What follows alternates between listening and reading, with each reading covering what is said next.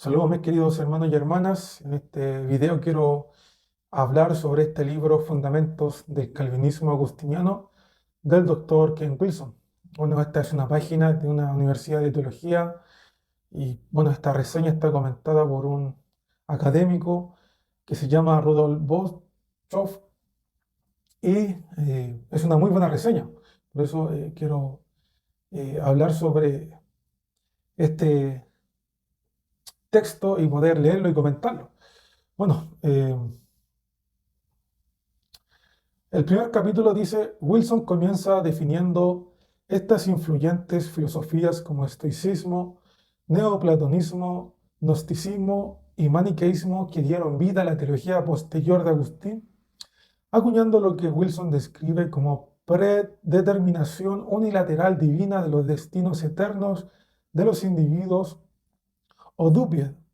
En resumen, Wilson menciona que para los estoicos había una libertad asumida que en última instancia estaba oculta dentro de una mera fachada de libre albedrío.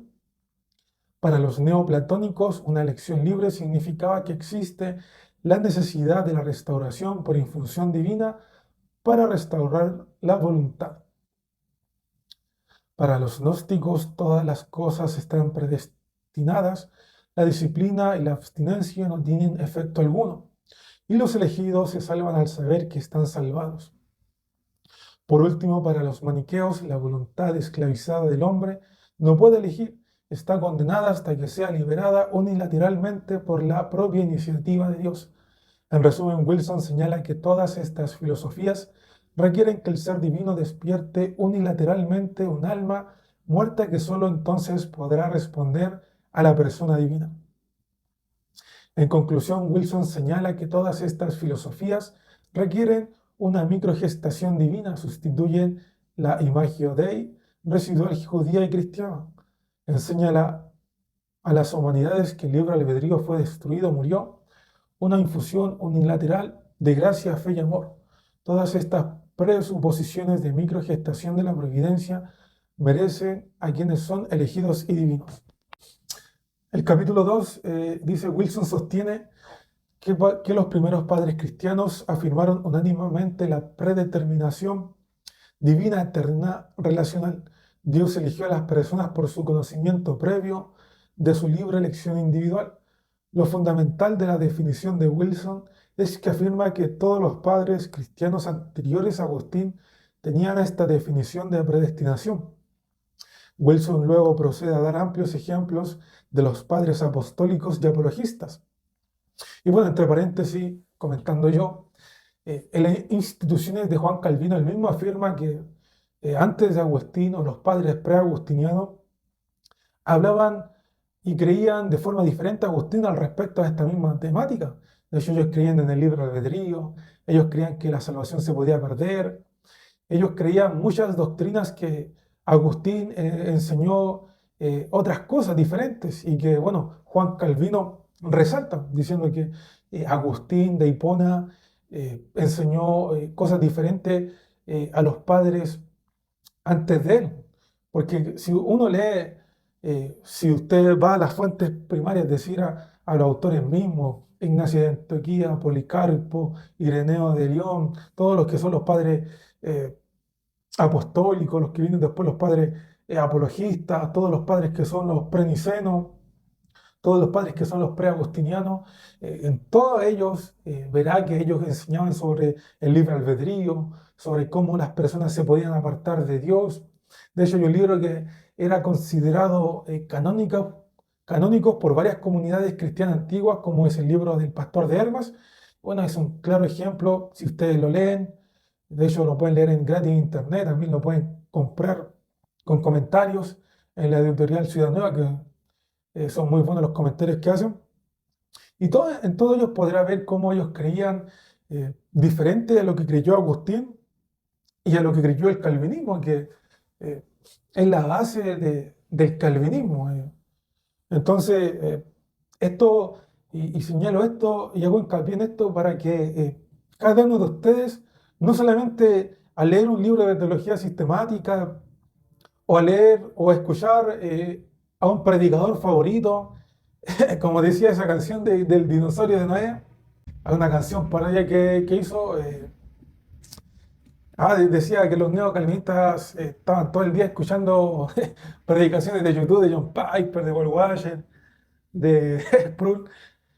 No solamente uno se queda con el predicador favorito por ser también los pentecostales, los arminianos, los que no son calvinistas también tienen sus predicadores favoritos, sus autores favoritos. No solamente nos debemos quedar con eso, sino que también debemos ir a las fuentes primarias.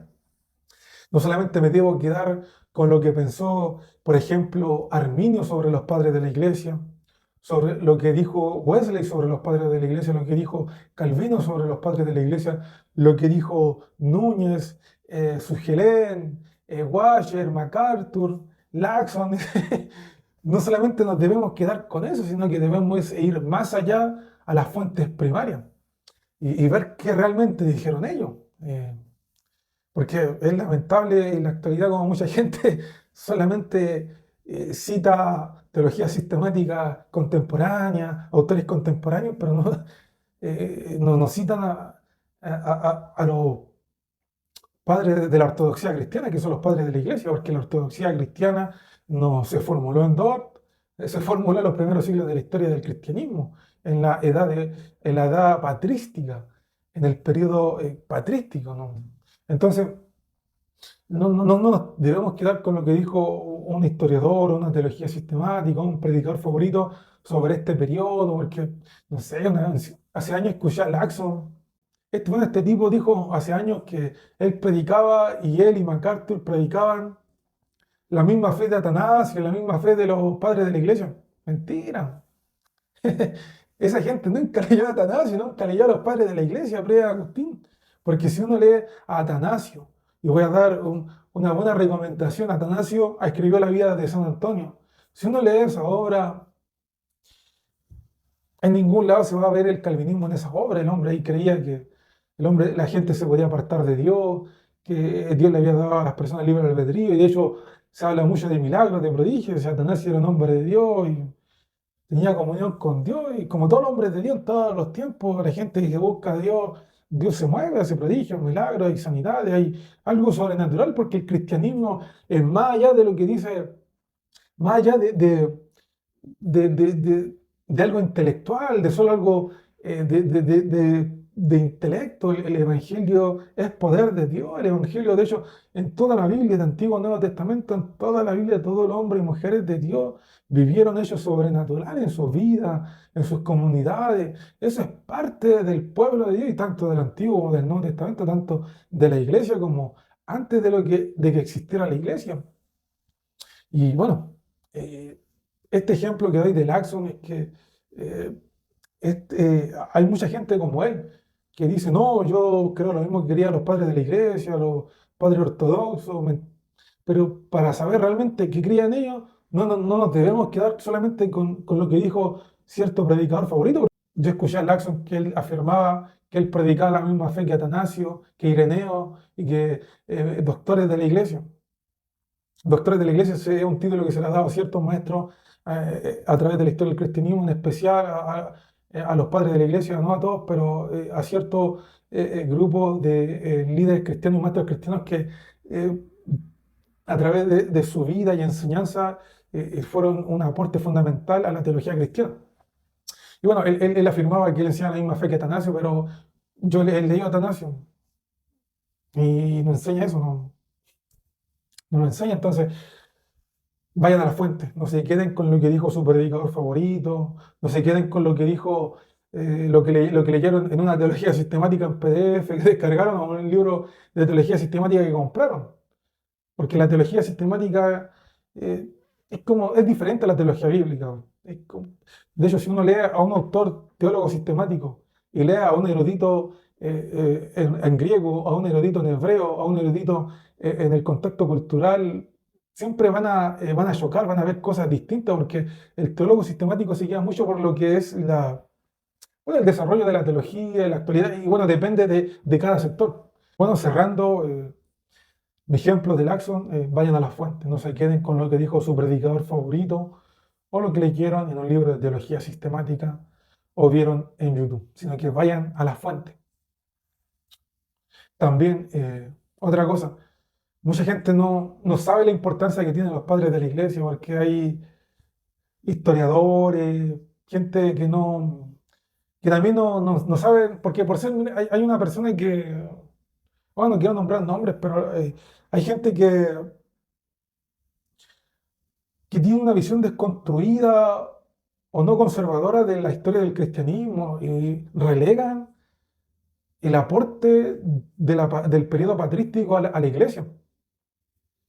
Pero el periodo patrístico tiene una tremenda importancia porque en ese periodo se realizaron los concilios ecuménicos, los primeros 6, 7 concilios ecuménicos.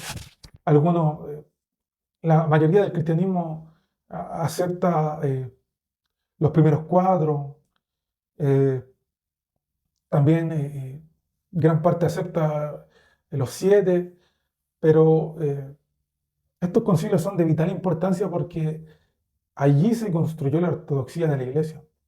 Y me refiero a todo lo que es la sistematización de la doctrina de la Santísima Trinidad, que es la ortodoxia de forma resumida de la iglesia.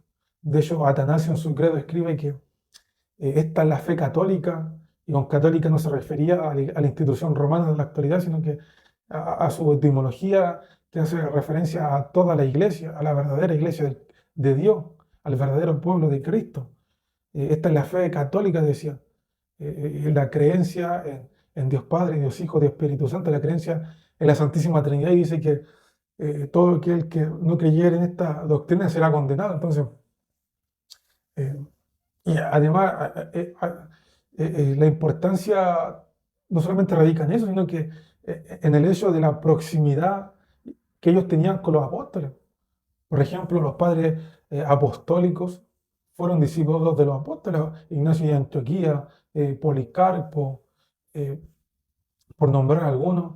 Entonces, eh, su visión de la teología cristiana y su comprensión de la escritura era mucho más fiel a la que tenemos nosotros en la actualidad, donde han pasado tantos siglos, eh, en donde la distancia del tiempo, de la forma de pensar, de comprender los contextos culturales son cosas tan importantes, por eso ellos tienen una importancia fundamental, porque su comprensión de la escritura en su contexto cultural era el de los apóstoles. Entonces, su visión y su interpretación de la escritura era mucho más fiel a la que tenemos en la actualidad. Y esto, por lo menos, es la visión paleortodoxa que por lo menos yo sigo, porque usted va a leer a muchos autores en la actualidad que realmente no les interesa lo que opinaban los padres de la iglesia, o le echan tierra, le echan barro, y dicen, no, es que se contradecían. Eso mismo pasa en la actualidad, pero hay un consenso. Y esos consensos son los que importan y los que radica la importancia de ellos, porque eso, a través de esos consensos se empezó a sistematizar la teología fundamental, la ortodoxia del cristianismo. Entonces, eh, son de vital importancia porque, en resumidas cuentas, eh, tuvieron su interpretación de la escritura era más fiel a la que tenemos nosotros en la actualidad, por la razón de que muchos de ellos fueron discípulos de los apóstoles y cuando estos murieron, sus discípulos siguieron con ese legado y aportando a la teología cristiana. Ciertamente van a haber diferentes interpretaciones, algunas contradicciones entre ellos, pero repito, el consenso es lo que importa en ellos, el consenso. El consenso en doctrinas fundamentales como la doctrina de Jesucristo, del Espíritu Santo, la doctrina de Dios. Bueno, siguiendo con esta lectura, Wilson sostiene que los primeros padres cristianos afirmaron unánimemente la predeterminación divina, eterna, relacional. Dios eligió a las personas por su conocimiento previo de su libre elección individual. Lo fundamental de la definición de Wilson es que afirma que todos los padres cristianos anteriores a Agustín tenían esta definición de predestinación. Wilson luego procede a dar amplios ejemplos de los padres apostólicos y apologistas en la epístola a Bernabé, la epístola de Diogneto, Justino Mártir y Tasiano, Teófilo, Atenágoras y Melitón, y autores cristianos como Ireneo de León, Clemente de Alejandría y Tertuliano, Orígenes de Alejandría y Cipriano y Noviciano. Algunos autores cristianos notables en una dispensación posterior, Hilario de Poitiers, los padres Capadocios, Gregorio Nacianceno, Basilio de Cesarea, Gregorio de Niza, así como Metodio, Teodoro y Ambrosio. Todos ellos tuvieron esta definición de predestinación. Wilson concluye que durante cientos de años antes de Agustín, el amoroso Dios cristiano permitió a los humanos ejercer su libre albedrío otorgado por Dios. Está claro que esta no es una perspectiva nueva por la que el Wilson está luchando, y los eruditos contemporáneos han reconocido que estos elementos influyeron también en los primeros padres cristianos. El teólogo George Park Fisher escribió: en armonía con las opiniones anteriores sobre la libertad y la responsabilidad humana, la predestinación condicional es la doctrina inculcada por los padres griegos.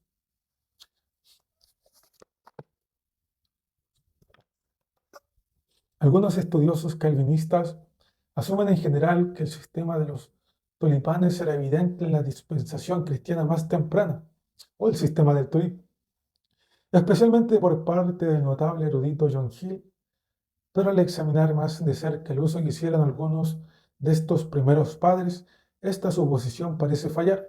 El erudito puritano Matthew McMahon, perdón mi inglés, también ofrece una excelente explicación del calvinismo de Agustín en su propia tesis doctoral. Y una conversación con la publicación de Wilson definitivamente sería un esfuerzo solemne si alguna vez existiera la posibilidad de una conversación. En mi propia opinión, afirmó lo que señaló el erudito laico Jacques Moore cuando asume que los primeros padres no explicaron enfáticamente los 5 puntos del calvinismo y que tal noción es sólo una posibilidad remota. Él escribe: recibí una carta de un creyente de la predestinación incondicional, es decir, un calvinista, que decía: hasta Agustín nadie dudaba de la visión calvinista que él proponía, así que no fue hasta que fue cuestionada que tuvo que escribirle en detalle.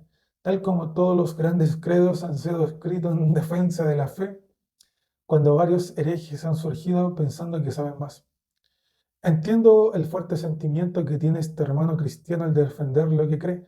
Sin embargo, es triste, ya que para mí esto parece más un deseo de creerlo. Qué buena lectura de la evidencia. Y el objetivo de este folleto es compartir algunos de los claros indicios de que la iglesia primitiva no tenía la predestinación incondicional como credo. Y repito lo mismo, vayan a la fuente. El capítulo 3 dice: en este capítulo Wilson intenta demostrar que la teología tradicional anterior de Agustín tenía como objetivo refutar cualquier comprensión maniquea de la predestinación y el libre albedrío. Creo que Wilson tiene razón en que Agustín impuso un alto impuesto al libre albedrío, defendiendo la comprensión de Dios contra cualquier casualidad determinista evidente tanto en las filosofías gnósticas como en las maniqueas. Cuando lees a Agustín, estoy de acuerdo de que ninguno de los posteriores determinismos unilaterales divinos gnósticos maniqueos de Agustín se pudo encontrar en los primeros 25 años, excepto en 2 casos. Y bueno, ahí pone toda la cita y la bibliografía. Y bueno, si esta página está traducida al español, si usted coloca la traducción original en el inglés, va a salir, usted agarra la cita y le va a salir todo, pero siempre con la bibliografía en inglés. El renombrado erudito Richard Müller ofrece una excelente evaluación de los primeros padres cristianos hasta Agustín y muestra una clara diferencia en sus supuestos teológicos sobre la soberanía y el conocimiento previo de Dios. Müller escribió: en la tradición anterior a la carta de Agustín a Simplicio, los escritores cristianos basaban la soberanía de Dios en el conocimiento previo de Dios. Lo que se desprende claramente de la tesis de Müller es que los padres pre-agustinianos creían que Dios predestinó a la humanidad con base a su conocimiento previo del libre albedrío del hombre. Una definición agustiniana de predestinación introdujo el hecho de que Dios elige a algunos hombres en función de su voluntad. Esta es la diferencia crucial con numerosas implicaciones. Y si no me equivoco, este autor reconocido, Richard Müller, es un reformado. Y de hecho tiene textos sobre teología reformada y sobre autores reformados. Y bueno, aquí podemos ver gente que es reformada o que es calvinista, pero que no, no por eso miente o aboga por una falsa eh, historicidad o habla de una visión romántica del calvinismo en la historia, sino que habla de que hay una diferencia entre los padres pre-agustinianos con Agustín de Hipona. El capítulo 4 dice: Wilson muestra que Agustín volvió a sus anteriores puntos de vista sobre libre albedrío o no libre. Porque bueno, en el capítulo 3 Wilson hace un estudio sobre que en los primeros 25 años de su vida cristiana, Agustín eh, creía o enseñaba sobre el libre albedrío. De hecho, yo he leído algunos pasajes, y no los tengo en mano, pero sí hubo un tiempo hace años que leí a Agustín un poco más, no completamente. De hecho, eh, él es uno de los padres de la iglesia que más literatura escribió, pero sí leí cierta literatura en donde él hablaba sobre eh, el libro albedrío y hablaba de una forma diferente a la que habló en su desarrollo posterior, que se hace aquí el análisis en el capítulo 4. Y dice que en el año 412 después de Cristo, debido a su conflicto con Pelagio, cuando Pelagio lo desafió porque la iglesia bautizaba a los infantes, Agustín concluyó que los infantes eran bautizados debido a su culpa inherente por el primer pecado de Adán. Agustín admitió que se basó en el concepto maniqueo de incapacidad total en los infantes debido a su culpa inherente, que necesitan la elección unilateral de Dios para una verdadera libertad de la voluntad. Wilson cita a Ballock, quien señala que Agustín admitió que había abandonado la doctrina cristiana de siglos de antigüedad del libre albedrío humano. Al igual que el famoso erudito Jaroslav Pelikan, Wilson concluye: Agustín enseña ahora, Dios preordena las voluntades humanas, Dios da el don de la perseverancia solo a unos pocos infantes bautizados. Wilson muestra que Agustín ahora sostiene que solo aquellos elegidos que creyeron en Cristo tuvieron sus pecados perdonados, y no que Cristo había muerto por todos como sostenía anteriormente. Otros eruditos están de acuerdo con Wilson y el distinguido erudito Henry Shalky, en su libro La Iglesia Cristiana Primitiva, observó que los contemporáneos de Agustín lo acusaron de esta influencia maniquea. El obispo Giuliano de Eclanum expresó que Agustín estaba causando problemas porque introdujo sus formas de pensamiento maniqueo, tremendo, en la iglesia, y estaba negando la enseñanza clara de San Pablo de que Dios quiere que todos los hombres se salven. Y bueno, vayan a las fuentes primarias. Si pueden adquirir aquí la bibliografía de diversos eruditos que se citan, léalas. Y lamentablemente está todo en inglés lo que aquí se está referenciando, pero eh, muchas veces esto son como estudios recientes, aunque siempre se ha mencionado, como mencionaba Calvino, que mencionaba que Agustín se apartaba del pensamiento de los padres con respecto a temas como el libre albedrío. Y bueno, aquí eruditos también hablan de este tema y de que Agustín en su desarrollo teológico, él se distanció de lo que la iglesia enseñaba sobre lo que se transmitía desde los apóstoles al respecto de estos temas, y empezó a enseñar innovaciones teológicas. Y el capítulo 5 dice: Wilson continúa ilustrando cómo Agustín volvió a una interpretación maniquea de las Escrituras mostrando que la fe personal ya no era necesaria y todo hombre está espiritualmente muerto y culpable y condenado al nacer. Wilson señaló que Agustín se basó en escrituras limitadas para validar su nueva doctrina del pecado original. De hecho, yo leí otro artículo académico en inglés también, que de hecho Agustín no sabía griego y él leyó una versión en latín y de hecho, si ustedes buscan propiamente, verán que Agustín inventó el pecado original. No, eh, y él no sabía griego, y todos los padres griegos y todos los otros teólogos cristianos no creían en esa doctrina que él creía. De hecho, él al no saber griego malinterpretó algunas palabras que no estaban bien traducidas.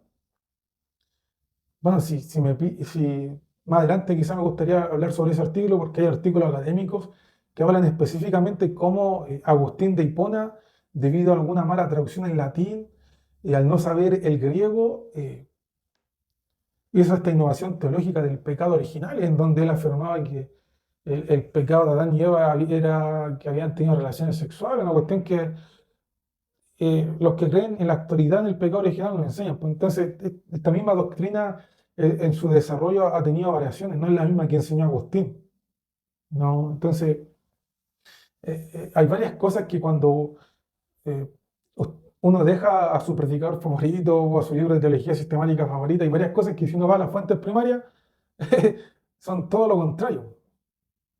Wilson señaló que Agustín se basó en escrituras limitadas para validar su nueva doctrina del pecado original. En Timoteo 2:4, Agustín cambia las palabras Dios quiere por provee una oportunidad, o como señala Wilson, Dios provee oportunidades diferentes, desiguales. Oh, tremendo, hermano. Bueno, este libro, Fundamento del Calvinismo Agustiniano, ya lo tradujeron al español, entonces os voy a dejar el link para que lo puedan comprar. Está en Amazon y si a usted le interesa este tema, y léalo, léalo. Ahí están todas las citas, las referencias. Es una tesis, este libro salió de una tesis doctoral de Oxford. Ken Wilson es un erudito, un académico, no un charlatán, no un hablador, hay fuentes, hay bases, bibliografía, eh, no se habla por hablar, no se habla desde el resentimiento, desde la caricatura, hay bases, hay fuentes, hay bibliografía, hay referencia y todo, eh, una base para hablar sobre que Agustín realmente se apartó de lo que enseñó la iglesia, de lo que se transmitió desde los apóstoles sobre el libre albedrío, por ejemplo, sobre la soberanía de Dios, la predestinación, la elección, y eh, enseñó innovaciones teológicas.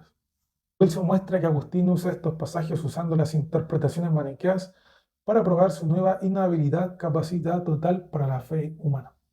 En cuanto al Salmo 51, versículo 5, la percepción de Agustín y de los primeros padres de la Iglesia sigue que todo aquel que nace de mujer se convierte en pecador en este mundo sin falta, pero más tarde Agustín usó este pasaje para mostrar que los bebés nacen condenados por el pecado de Adán. Y lo mismo en Efesios 2, versículo 3 y 2, 8 y 9, versículos 8 y 9, donde Agustín agrega que los bebés nacen bajo la ira y la condenación heredadas del pecado de Adán, sin la capacidad de responder a Dios como adultos. Wilson menciona de paso que Agustín también enseñó la salvación por poder en el sentido de que la fe de otra persona puede salvarte. En el capítulo 6, Wilson muestra ahora el determinismo y la predestinación que Agustín enseñó y cómo era precisamente la manera en que los estoicos, gnósticos y maniqueos presentaron sus versiones del determinismo. Wilson luego muestra los elementos esenciales del estoicismo en que las almas no tienen libre albedrío y somos libres de elegir solo lo que nuestra voluntad corrupta determina. Además, para los platónicos, la providencia controla cada minúsculo detalle cósmico. Sin embargo, el uno Dios proporciona una libertad limitada para algunos eventos y personas. Wilson lamenta que la teología posterior de Agustín incorporó estas ideas paganas. La iglesia primitiva sostenía la idea de que Dios era una entidad relacional y receptiva a las elecciones humanas. La iglesia, por lo tanto, rechazó el determinismo unilateral, estoico y maniqueo, porque el Dios judeo-cristiano eligió a las personas para la salvación, basado en su conocimiento previo de las elecciones humanas futuras. Arminianismo, o previsionismo, como dirían los previsionistas. Porque bueno, hay otras teologías sistemáticas o contemporáneas al respecto, que por lo menos en el evangelicalismo, porque en la ortodoxia, en el catolicismo romano hay también otras visiones de la teología, otras formas de entender el ordo solutis, el orden de la salvación en las personas, en los creyentes, en la iglesia. Bueno, en la actualidad, formas que se apartan del calvinismo son el arminianismo. Y bueno, también en el arminianismo también hay variaciones, está el wesleyano, el reformado, están los remonstrantes en Holanda, que son liberales, son progresistas. Bueno, hay de todo igual que en el calvinismo y también hay distintas formas de calvinismo, no es uniforme, hay una diversidad. Bueno, en la actualidad también hay una teología que se llama el provisionismo, que también eh, me parece muy interesante y que tiene ideas muy buenas al respecto, como alternativa al calvinismo y al arminianismo. El capítulo 7 dice: Wilson llega al cuándo y el porqué de la reversión de Agustín al determinismo y reconoce tres etapas separadas que describen las etapas de la salvación. Etapa 1, aceptación por parte de Agustín del mérito previsto de las obras. Etapa 2, afirmación de Agustín de que no hay mérito previsto de las obras, sino solamente al conocimiento previo de la fe. Etapa 3, la predeterminación unilateral divina de los destinos eternos individuales de Agustín. Wilson rastrea la regresión de Agustín y comunica 10 factores que influyeron en su teología sistemática final. Algunos de estos puntos podrían considerarse especulativos, pero el hecho de que Agustín percibiera un cambio en su teología me deja con pocas dudas sobre su destino final. Wilson delimita las razones más prominentes para la modificación de la teología de Agustín hacia un determinismo ardiente, señalando 3 elementos clave: el bautismo infantil, el estoicismo y el maniqueísmo. Los estudiosos serios de la historia de la Iglesia y la teología sistemática no pueden dejar de reconocer una progresión definitiva o regresión para otros en la teología de Agustín a lo largo de su vida, que aparentemente estuvo influenciada por su propio entorno y los desafíos contextuales. Conclusión. Es importante señalar que Wilson no está afirmando que todos los calvinistas sean gnósticos, estoicos e incluso maniqueos. Esto simplemente cometería la falacia genética, que claramente no es el eje central del libro. En mi opinión, Wilson está tratando de mostrar la influencia contemporánea que produjo las definiciones en la teología de Agustín sobre la soberanía de Dios y su significado de la predestinación, alejándose de las primeras comunidades cristianas. Algunos eruditos han intentado demostrar que existe una disparidad entre Agustín y el calvinismo, pero esto se hace observando las ideas anteriores defendidas por este padre de la iglesia. Sí, de hecho, lo que hacía mención en delante de que Agustín hablaba de libre albedrío, de elección condicional, hablaba de una forma diferente a la que habló posteriormente en su teología final que él desarrolló.